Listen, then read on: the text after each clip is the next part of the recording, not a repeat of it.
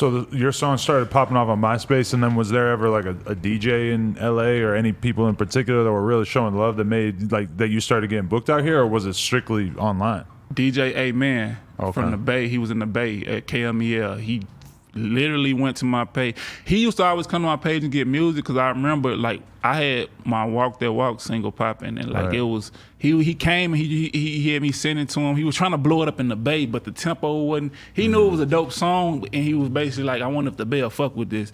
And they kind of did, but not really. But you know what I'm saying? But then he would come when I put that on my page. He came and he single-handedly came to my page and got it. Had me send it to him, asked me was it original, all that, and I sent it to him. And like I about a week, 2 weeks later, about 2 weeks from that day, he said I got the biggest song in the Bay Area because he was on radio and radio was huge, and he had a spot where they come on. I think it was a weekend thing where you go hear new music, and he was like the first time he played it, it blew up. People was calling in, and that was a big thing, and it just went and it was in rotation in like a week. Or something like that, and it just blew up. Like it just went. You feel me? It wasn't even. And he was the one that found it. Him and then Big Von. Shout out to him too, because Big Von was the PD, you know, at that, and they just blew it up, and it went from there to L.A. and they blew up here at DJ Felly Fell. It was the #1 record in L.A. You know what I'm saying? And it blew. Once it blew up in L.A., it went everywhere. Right. You know what I'm saying? When you wrote that song, what was your car collection like at that point? It was the culture. I was rapping about the culture at that time. Mm-hmm. I basically manifested that. You feel me? Like I grew up around the Texas, you know, all that, and that was just the culture around me at that time. I was like 19, 20, I think, when I wrote that song. You know what I'm saying? And yeah, that was just the culture around me. So at that time, I wasn't rapping about my car then, but it ended up manifesting into that. You feel me? Was that like you felt like you had to go and make that? Was that first car purchase like really, really important because you're like, you know, I made this happen from talking about this? Yeah. So when I first was like, I'm gonna go get it. It was that, but by the time I went and actually go get it, it wasn't that, because by this time I was started doing so many shows and moving around that it really wasn't even that important no more. You feel me? That in a matter of a few months, because I was traveling so much, never really was at home maybe 1 day, 2 days out the month. You feel me? So yeah, it just was transition. It was just a transition. Yeah, rappers like before they get popping would be writing songs about cars and houses, and then once they actually get popping, you could have a house and you barely ever even going to be there, and you can have a car, you're never going to drive it. It don't feel the same, you know what I'm saying? But you start loving the other stuff, like just, you know, the journey. You feel me? The moving around, you know, creating the music, boom, boom, boom, just that part. But yeah, you know. Yeah, it becomes like that. Definitely. So yeah, like because there was a bunch of other stuff that had to happen before Ice Cream Paint Job, right? Because the whole Hale Berry saga unfolded before that. So where were you at in your career when that sort of situation took place? Because you were on the song and then the song was basically stolen from you. We could go through it. Not stolen, but it was appropriated by somebody else. Can we get that story? That was the first time I felt a low when I was doing music, because what people don't realize is is levels to everything, and you feel. So at that time, in my mind, I'm already popping a mixtape. Boom, my name is there. I'm doing shows. You know what I'm saying? I'm making money. I'm doing my thing. I know we ain't hit mainstream yet. I know that's the next thing because of how everything's moving. I got my Walk That Walk single is popping, but it's that was like a slow burning record that just kept getting bigger and bigger and bigger and bigger. Mm-hmm. Where when we did Hale Berry, it blew up faster than that. But you know what I'm saying? But so during that time, I was already, I was just in a space where I didn't expect that to happen. And when it happened, we felt the way about it. Like it was a big thing. It was a whole thing. Like that will be a story within itself that's huge, because that was the first time I put a lot of work in that record. You feel me? I broke that record, you know what I'm saying, when it comes to what it takes to break a record at that time. And you know what I'm saying, it was a lot that went on with that. And when that was took away the way it was, it felt like a lot of things that I put together and put in energy was gone. But right away, as soon as that happened, the next thing happened. Walk That Walk blew up like that. It didn't want even no time in between. It was just a sign that happened. My record blew up, and then Ice Cream Paint Job blew up. And to this day, I still, I get my royalties from the Hale Berry. You know what I'm saying? That's still 33% of my record. But were you the only artist on the original Hale Berry record? Other people? So dude, Superstar. So this is the story. So I can only, get this story out of the way. Let's get the record straight. Let's just get the Hale Berry. Yeah. This is the story of Hale Berry. Hale Berry started at Prairie View University. Prairie View is a black HBCU. You know what I'm saying? I was popping. I was doing the mixtape. I was known for all the music. Boom, boom, boom.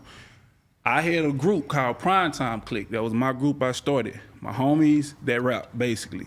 And we had producers, boom, boom, boom. One of my producers that came into the Primetime Click situation later was just a producer that made beats. His name was Superstar. Made some hard-ass beats, you feel me? But as music, when you produce, at some point you gonna rap. A lot of people, well, not everybody, but a lot of people. But anyway, he made a record. He was from Killeen, Texas. That's an Army base. It's a small city, but it's a small influential city in its own way. You know what I'm saying? Because it's an Army base there. He was from there, and he went to Prairie View. So he made the song. He was in my primetime thing, and he had it going in Killeen, Texas. Long story short, I was approached with him and another producer named Q Smith, who co-produced the record with him when we took it to the next level, to put me on the record because I was popping. I was the nigga at PV. It wasn't gonna move at PV or Dallas or Houston without me on it. You feel me? That's just the marketing technique that they think. They like, we're gonna go to the road, put them on, and it's a wrap. And they did that. I heard it. I'm like, oh, this is way before. It's only popping in one place at this time. I hop on it, blow up at PV.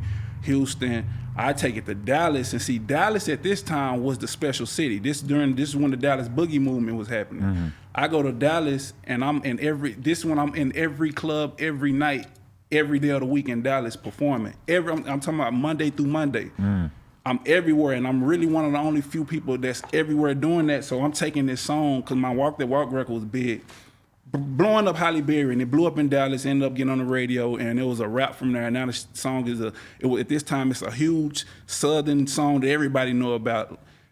Long story short, Hurricane Chris Camp came. He needed a single. From what they were saying, he needed a single. Hurricane Chris needed a single, boom, boom, boom. Homie Superstar had signed a dumbass deal at the time with Playing Skills. Shout out to Playing Skills, shout out to Superstar, but he signed a weak deal that I didn't want to sign. Didn't make sense at all. Don't know why Superstar did it till this day. It was not smart. It still would have been a big hit to this day with Superstar and me on it at the same level. But anyway, he felt like he had to do the deal, did it. Boom, they gave him the record. Playing Skills dropped the ball with the record, you know what I'm saying? Whatever they did. Once they take me out, they did a remix. Threw Tom Tom on there, shout out to Tom Tom. Smart move. Took me off, put Hurricane Chris on the remix. The remix didn't move at all because everybody in Dallas and all the DJs were mad they took me off because I'm the one who blew the record up. And then they could peep that they was doing some fuck shit, so the record died like 100%. Now they scrambling and they had to sell the record. So they sold it to Hurricane Chris. Hurricane Chris got it, put a bag behind it, put it with the label, and they blew it up. And that's how it all happened. But I mean, paperwork was done. I still own 33% of the record to this day, boom, boom, boom, publishing, all that. It was a big deal. We had a little beef at the time. But at the same time, it rolled over. My shit blew up right after that, Walk the Walk. I didn't give a fuck no more. You know what I'm saying? And long story short, that's the story. You know what I'm saying? So it was just like a lot of things that happened. But the reason why that story is so important, because this is before mainstream. This is the road to get there. You know what I'm saying? That was a big part of everything happening. So in retrospect, when you're looking at it, it seems small, but it was huge. You feel me? At that time. And yeah, long story short. So I'm saying all this just to get the record straight, because I always got to do, every interview I got to explain this story, and I understand it's different platforms, so it's just like, boom. Hopefully, I don't really got to explain it too much more. But shout out to Superstar, shout out to Hurricane Chris, all them, they doing their own thing, boom, boom, boom. And everybody that was involved with that record, you know what I'm saying? Q Smith, shout out to Q Smith. You know, Q Smith came and made the record a whole nother thing on the production side. So, but you like that Hurricane Chris thing, it wasn't like an issue between you guys for that long. Like, it was an issue, but then you got over it pretty quick. We was beefing. Like we had words. We man, let me tell you what. But was it on some crazy shit, or was it just a little? It was just on some time. We was young and not understanding a lot of stuff, and like it even got to the point where we had a radio show in Baton Rouge, and I'm performing. and I do my version, because I didn't give a fuck. I was still performing, and while he was dead, I was performing my version. Right. And we had a radio show where we both booked it, and I'm performing it. And like they had like they DJ trying like stop my music, or boom, boom, boom, something happened. Man, I'm have some words, and Bebe was the mediator. Shout out to Bebe. Bebe was the mediator between me and Hurricane Chris. So we back in the little dressing room, and we had some words, you feel me? But at this time, it was like, damn, homie so small. Like I wanted to, like, at that time, I was like, I would feel wrong. But at the end of the day, we squashed that. We started seeing each other out of here in LA. Once you have success, that shit don't matter no more. Right. That's what it really was. We started having real success. And then it just like, what the fuck we tripping over there for? Like, and that's just what it was. And to this day, that's what it is. Right. Yeah. How'd you feel when you saw it in the news that he got a new charge? Man, I felt bad, you know what I'm saying? Because at the end, like I say, me and him got each other number. We done seen each other just at random little events and parties in LA, and we, you know, boom. So like, it ain't no beef like that, you know what I'm saying? And it was never a beef to where I want somebody to get into like locked up or anything. And but I mean, I'm hearing actually good things. I'm hearing that like, you know what I'm saying? He probably get off because it was some self-defense. I hope that's what it was, but it shocked me. I saw it, and I don't really know too many details, so I can't speak on it. But you know, I hope homie get through the situation. No, definitely. I mean, after all those years, especially, it's just got to kind of seem like water under the bridge. Like you guys were just young dudes experiencing fame and money for the first time. Yeah, like we thought we was in a real beef at that time, but like looking back, that ain't no real beef. You know what I'm saying? Right. So it never seemed like it was gonna get super violent. It did. It got some time. Like when I'm talking about the Baton Rouge thing, I honestly think had Bebe wouldn't been there at that time, like, it would have, because I had people with me, he had people with him, and I was feeling the way, and I can't see it not happening because we was right there. But, you know, like I say, that was the only time. It wasn't like we trying to kill each other, but man, you know, it was just a different time. I got you. Yeah. Hey, what up? It's your homie Dorrough Music, aka 6'3". If you like this clip, go watch the whole interview on No Jumper.